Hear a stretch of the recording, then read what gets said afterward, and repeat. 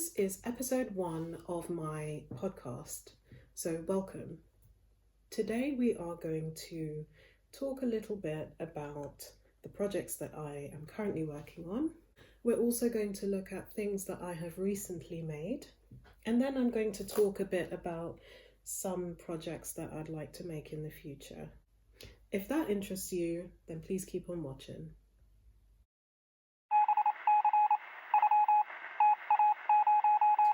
The first finished object that I wanted to share with you is this beanie. And this beanie, I made it with a chunky tweed wool, and the pattern I followed is from Viv Crochets on YouTube. I'll link her channel down below, and it's a beginner beanie pattern. But anyway, I made this beanie with I can't remember the name of the colour, I think it was hazel or something like that. I'll put the yarn details on the screen now. But this yarn, it has, I'll bring it closer so you can see. There are built-in bobbles almost, you might be able to see. And it's a basic pattern, but I'd never made a successful beanie before. I've attempted to make beanies where it's either too big, it's too long, and this one's fairly stiff, as you can see, because the yarn is quite thick. But this was a fun one to make. It is still a little bit tight, but really good for the winter, really cozy. And I have also made a second one, which I made in a navy blue acrylic yarn, which I gave to my brother as a present. So it's going to be a well-loved pattern, and it's fairly easy to work up. And Viv has this method where at the crown you do single crochets, or not single crochets, double crochets I should say, UK terms. You do double crochets, and that reduces the bulk when you gather the beanie at the end, and you turn your work at every row, and then it gives it this nice kind of ribbed effect. So that's the first thing anyway. And I have this stand that I just keep it on my desk. So that's the first thing. The second finished object I wanted to share is this cowl I made. I had never worked with a chenille yarn before, and I know that a lot of people use chenille for blankets or for amigurumi, but I wanted to try making something soft and cozy to wear. So I found a beginner's cowl pattern on YouTube, which I'll also link, beginner's cowl pattern, and it worked up pretty quickly, and the yarn I like as well. The only issue is when you look at the cut ends of the yarn, there is some slight fraying,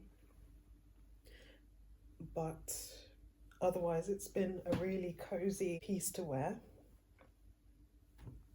And I also made a second one for my husband in a navy blue colour, and that has also got some love. So it's a really nice beginner's project. As you can see, it's just like a rectangle, but maybe the one criticism I have, not of the pattern, but maybe the yarn, is it is hard to see your stitches, and also maybe that's just because it was one of the first wearables that I made, but in the join, maybe I did it wrong. I didn't join correctly, so you can see it. There's a slight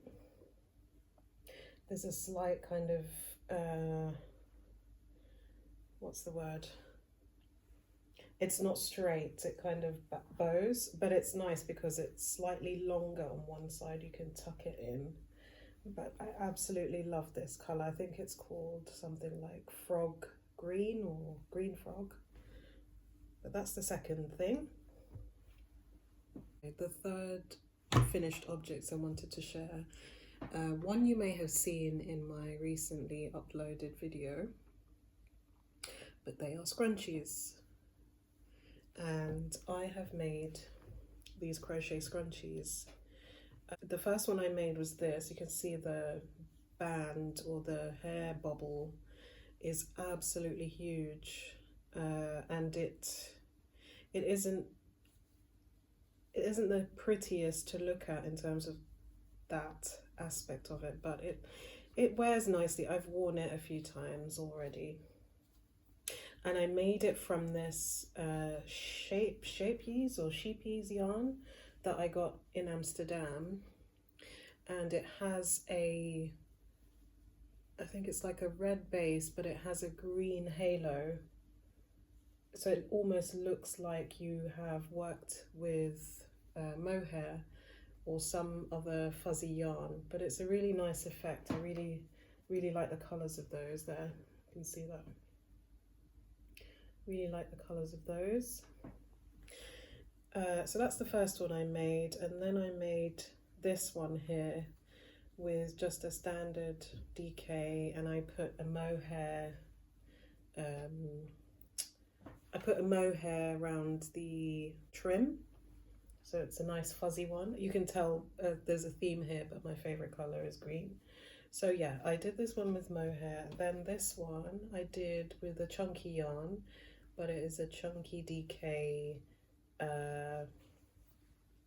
like a mottled cream and brown color, and then a neon green on the trim. So there's that one. And then the one you'll see in the video, I attempted a stripe, and this one is pure, it's all the same yarn, so it's not too big a contrast in the texture, but it is, you can see I did it with a purple stripe, and that's the kind of slow mindful crochet video that I uploaded already, but this was the finished object from that video. So I have a small collection of scrunchies already. So the next finished object that I wanted to talk about is this self-drafted Sophie scarf, shall we say. So I looked at the pattern and I tried to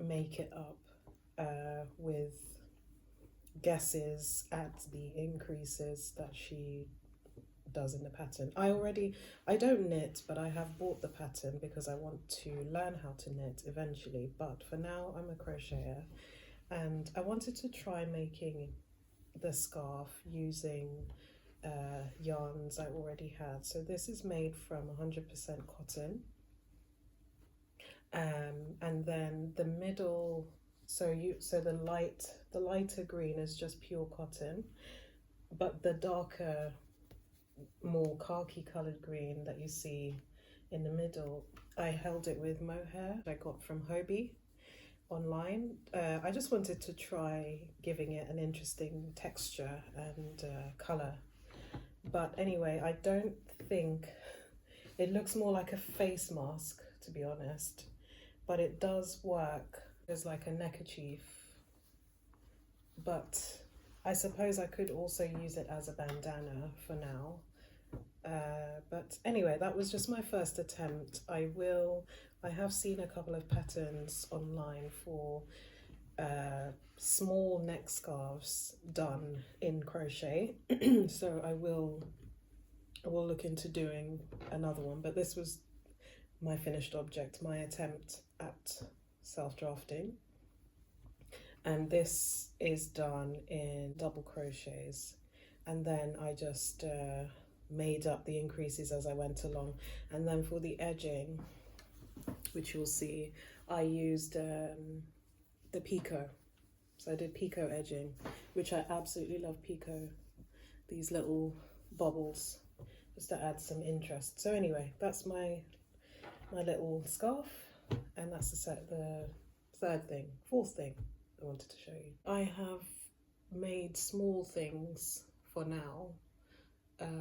I've gotten back into crocheting after not crocheting for a long time, so I'm really crocheting small useful things, because when I learned to crochet I was making doilies, and you know, my grandmother taught me, so naturally those were the things that she made, doilies and things like that. And I crocheted for a while and then I stopped, and recently I've gotten back into crocheting. I'm watching crochet podcasts, and I just felt like I wanted to make useful things, things that I would actually use, not just maybe trendy items, just things I actually use. So hence the accessories and the small items for now. But as you'll see from the whips, I have been trying my hand at other things too, but I'll share that later. The next finished objects I wanted to share are these book covers.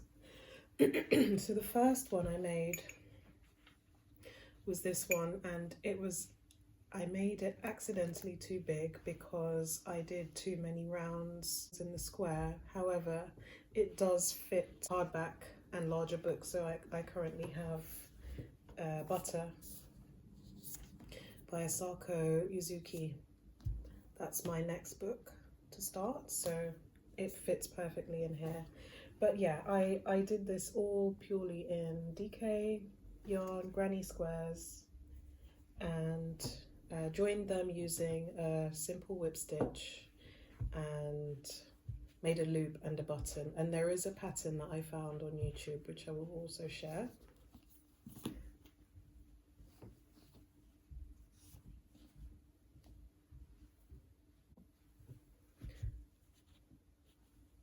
So there's that. I then made a smaller book cover, so one that would fit standard paperback books, and I made it in green and pink contrasting colours, granny squares. And I followed the same pattern as the previous one, but for the button I decided to, I think I made it around Valentine's, so I was looking at crochet hearts and I found a pattern by Coco on her blog, and so I made a heart from DK yarn and I used that heart as the button for this book.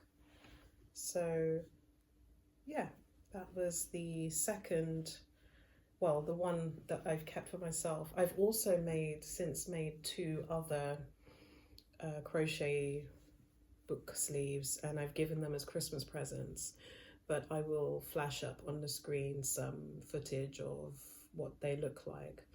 But they seem to go down well, and they work up very quickly. You only need 2 for 6 squares, and then you join them very simply, and you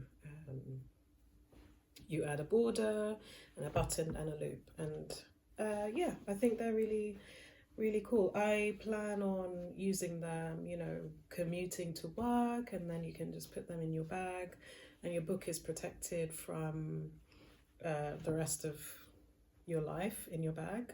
But also I just think they're cute, and yeah, just a nice way of having your crochet with you on the go. Well, your book on the go, but you know, your crochet too.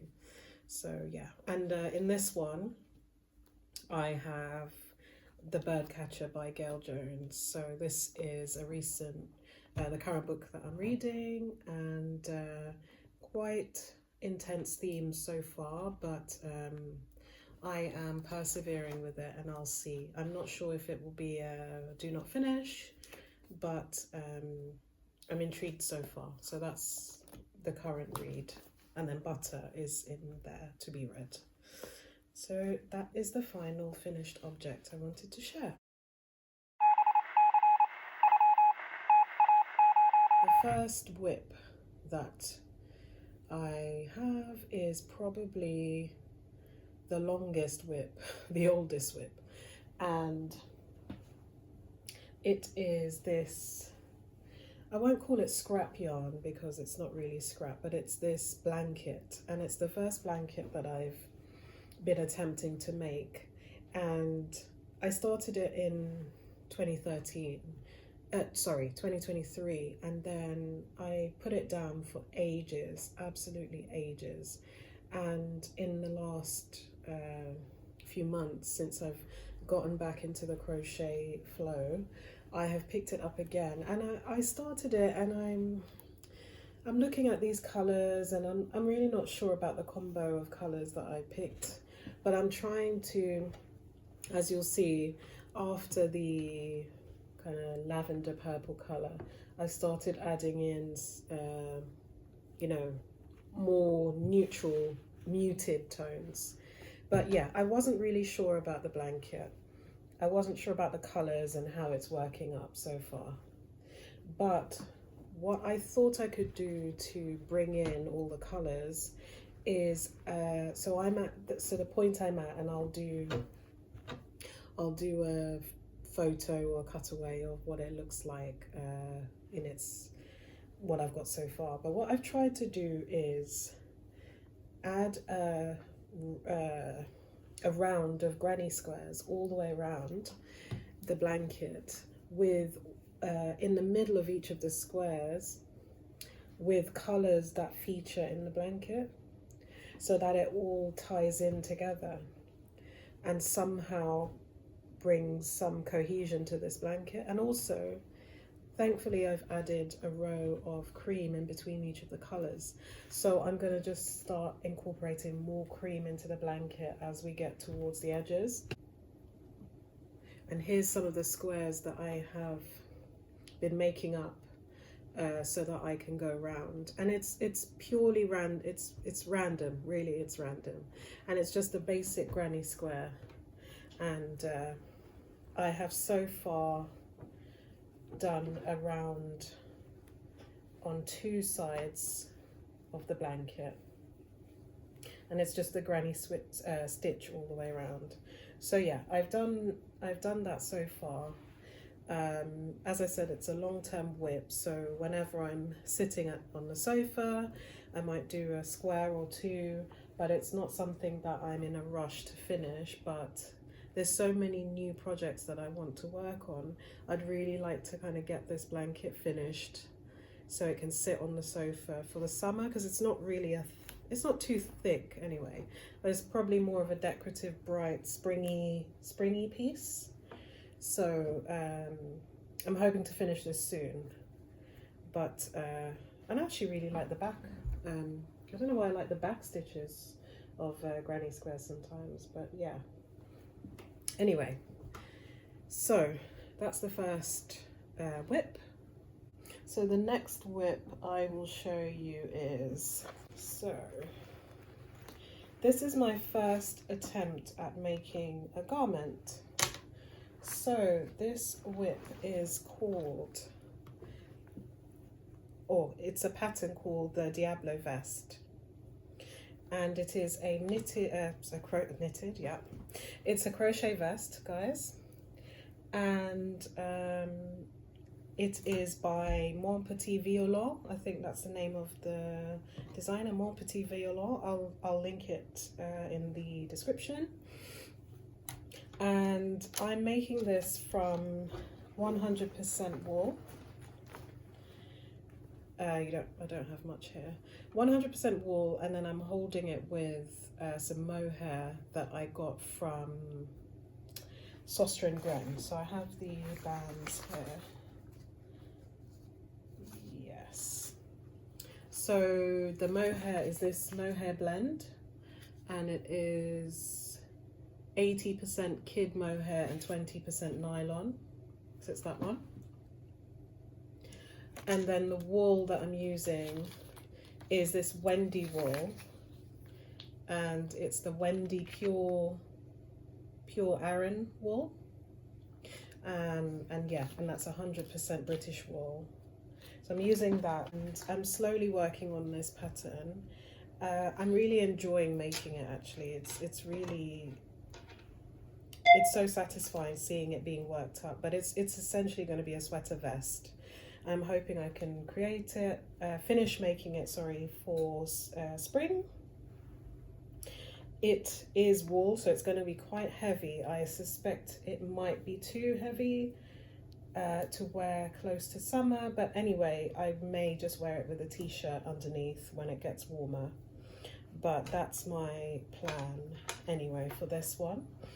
And then the pattern, which I'll link, but I'll also flash a picture on the screen. So the pattern calls for ribbing, so I'm looking forward to learning crochet ribbing. So there'll be ribbing around the bottom and the armholes, and then the neck hole. The neckline is a V-neck as well, so that'll be interesting. So that's the second whip. I'll just keep it in this little bag, and I'm using a 5.5 millimeter hook for that one, so I'll just keep the hook in the bag. And then the third whip that I want to show you is this, and this bag, isn't this bag cute? Cute. This is from Soster & Gren as well. But this whip is another sweater vest, so you can see I have a thing for sweater vests, and it is called the Agnes Vest by Bethany Lynn Makes, I think is right. I will also link that pattern. It's a free pattern on her blog, but you can also pay for the ad-free version. But it is made up of granny squares, so you can see I've really been in my granny square era recently. So I've really kind of memorized the basic granny square at this point. I don't need to follow a pattern for it, but it's so satisfying making up these squares and then knowing I just join them together, add some ribbing, and I have a garment to wear.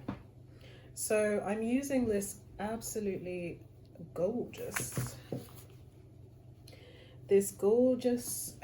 shape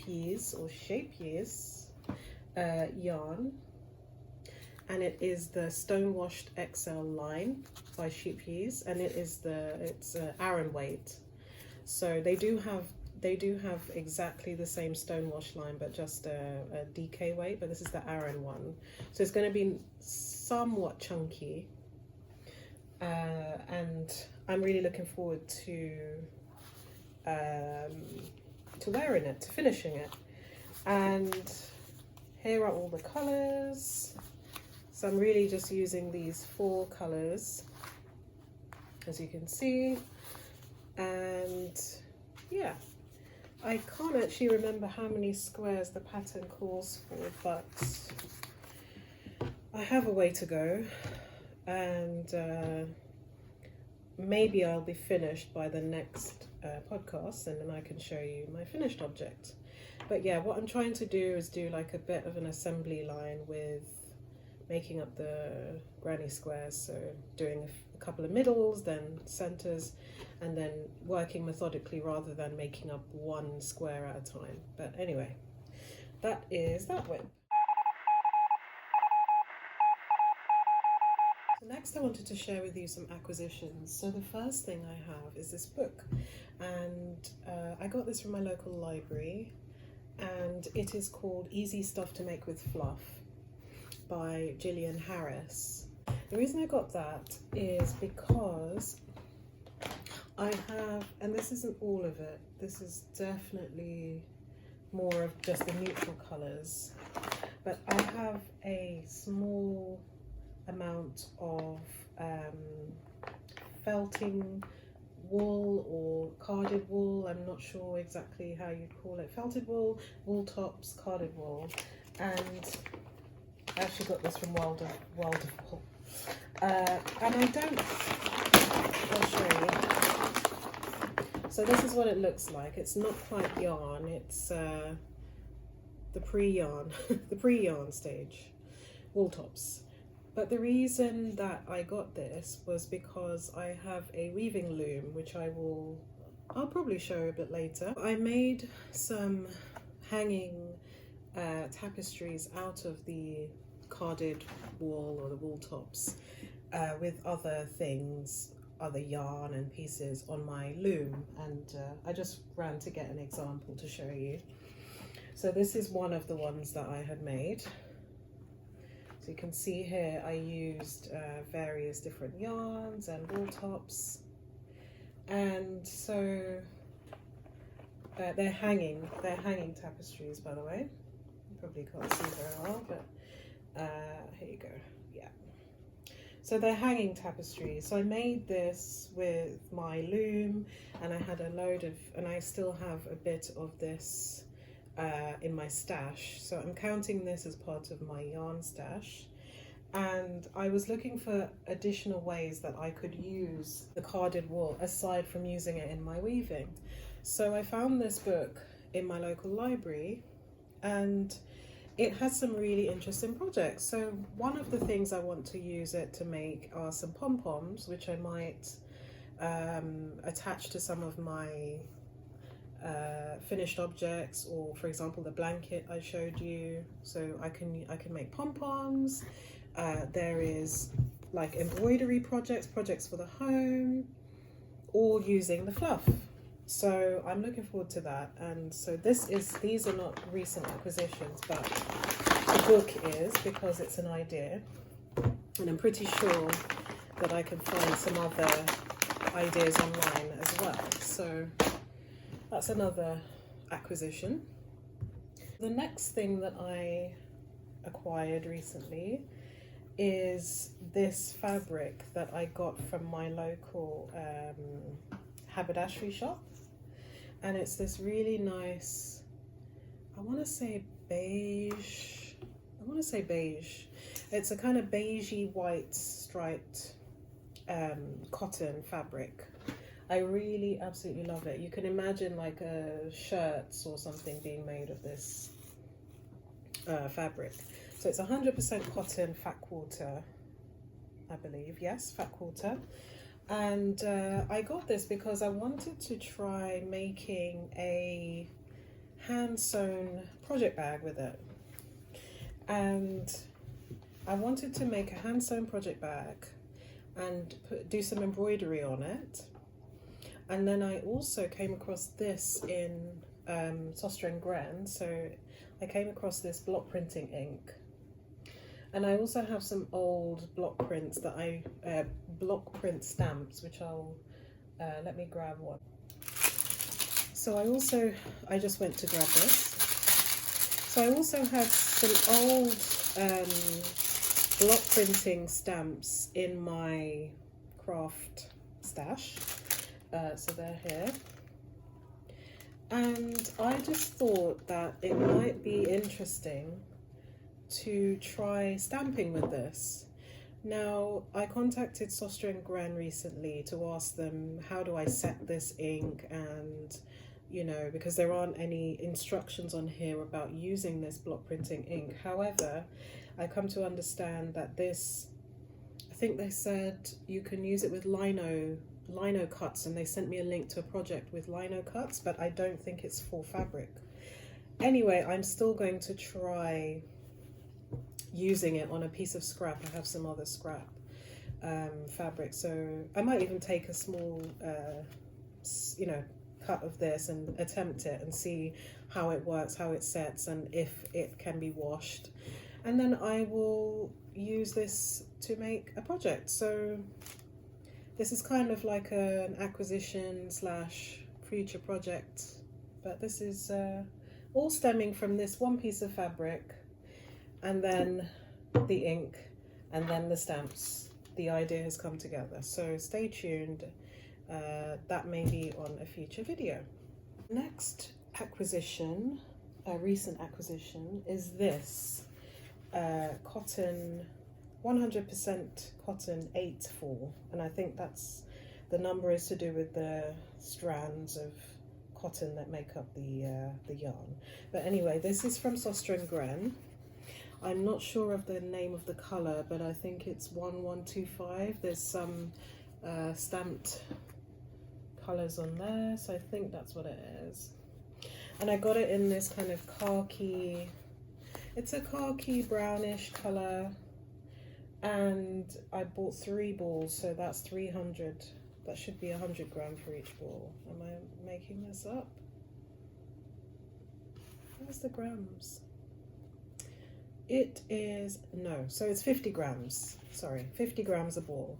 So it's 150 grams of this cotton. And the reason I got this is because there is a vest pattern which I will have in my future plans section. So I got this yarn for that, and I want to make a sleeveless summer top with that, with this yarn. So that's why I acquired this. And the final acquisition that I want to show you here is this yarn. So this is all 100% cotton yarn. This is Stylecraft. These three are Stylecraft anyway. And then this one is Jarrell King Cotton. So it's in a white. Is it white? Yes, it's white or cream. So anyway, so here we go. This is what the colors look like together. And so this is all organic cotton. And the reason I got this is because I have a pattern on my to make list, and it is called, I'll flash it on the screen. So it is called the Pop Patch Collar, and it's by Katie Jones. It's a paid pattern. So I bought the pattern, and her pattern calls for 6 different colors and then white, but I wasn't sure about which 6 colors I wanted to use. So I got these colors, these 3 colors, but I also have some other 100% cotton in my stash that I can probably use and get a nice blend. And then the white is for the edging of the collar. And so that is why this acquisition is here. So that's all for today's episode, crafty friends. If you liked this video, then please give me a like, subscribe, or leave me a comment. And I'll see you again soon. Bye.